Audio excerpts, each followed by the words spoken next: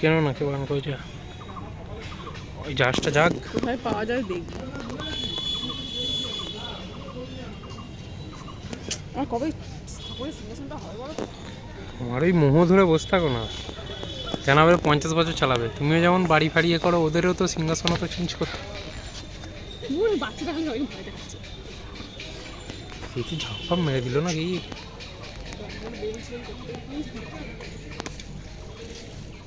বুঝতে পারছি না, ওইদিকে লাভ মেরে ওদিকে লাভ মেরে ওদিক দিয়ে গোলে